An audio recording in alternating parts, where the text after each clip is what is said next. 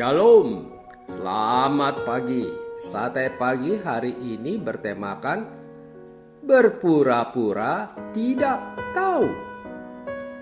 Firman Tuhan terambil dari Amsal 24 ayat 11 sampai dengan 12. Bebaskan mereka yang diangkut untuk dibunuh, selamatkan orang yang terhuyung-huyung menuju tempat pemancungan. Kalau engkau berkata, sungguh kami tidak tahu hal itu, apakah Dia yang menguji hati kita tidak tahu yang sebenarnya? Apakah Dia yang menjaga jiwamu tidak mengetahuinya? Kalau engkau berkata, sungguh kami tidak tahu hal itu, apakah Dia yang menguji hati tidak tahu yang sebenarnya? Apakah Dia yang menjaga jiwamu tidak mengetahuinya dan membalas manusia menurut perbuatannya? Pernahkah kita menyaksikan seseorang yang sedang mencuri, lalu karena takut kita pun berpura-pura tidak tahu karena mau mencari aman? Atau pernahkah kita mendengar suatu kebenaran tentang seseorang yang difitnah atas kesalahan yang tidak dilakukannya, tetapi kita berpura-pura tidak tahu? Setiap orang mungkin punya alasan untuk berpura-pura tidak tahu terhadap sesuatu.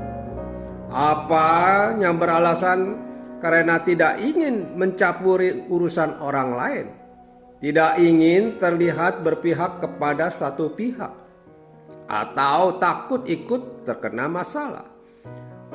Pada intinya semua alasan itu tujuannya adalah untuk mencari posisi aman. Tetapi apakah sikap yang demikian ini sudah benar? Sekilas memang baik untuk diri kita, tetapi itu tidak benar. Sebab hal tersebut sebenarnya telah merugikan orang lain. Mungkin kenyataan yang ada tidak sederhana yang kita bayangkan, namun hal itu tidak dijadikan alasan bagi orang percaya untuk bersikap tak tahu menahu. Mengapa? Karena Tuhan menentang orang yang bersikap seperti itu, sebagaimana yang tertulis bahwa Ia akan membalas menurut perbuatan kita. Artinya, jika kita bersikap berpura-pura tidak tahu terhadap kesulitan dan masalah orang lain, maka akan ada masanya Tuhan membalas sesuai dengan yang kita lakukan.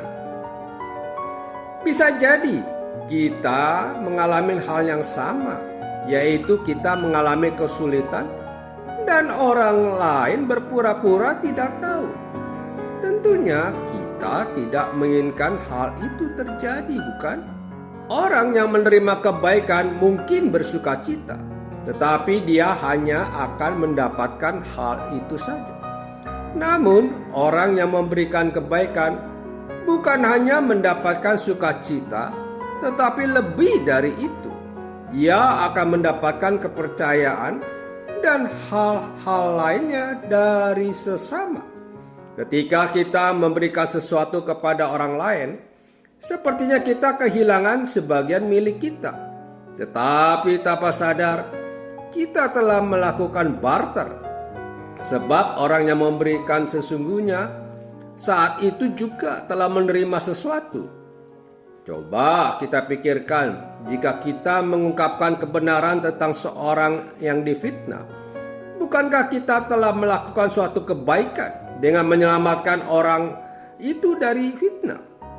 Atau ketika kita menolong tetangga kita yang rumahnya dimasuki pencuri, bukankah kita telah membuat orang itu bersukacita dan otomatis hubungan kita dengan tetangga tersebut akan semakin erat? Bukan tidak mungkin dia akan memberi hal yang lain, sekalipun kita tidak mengharapkan imbalannya. Saat seorang berpura-pura tidak tahu, Tuhan mengetahuinya. Sebab tak ada yang tersembunyi bagi Tuhan.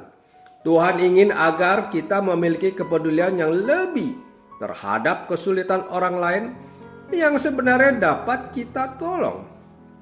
Sebab kita sendiri pun menjalani hidup ini karena mendapatkan kebaikan dari Tuhan. Oleh karena itu, jangan pelit membagi kepedulian dan pertolongan kepada sesama. Sebab kita pasti tidak ingin Tuhan berpura-pura tidak tahu ketika kita tertimpa masalah, bukan? Amin. Mari kita berdoa. Bapa Surgawi, berikan aku rasa kepedulian yang lebih lagi dan kepekaan terhadap masalah sesamaku. Di dalam nama Tuhan Yesus aku berdoa. Amin.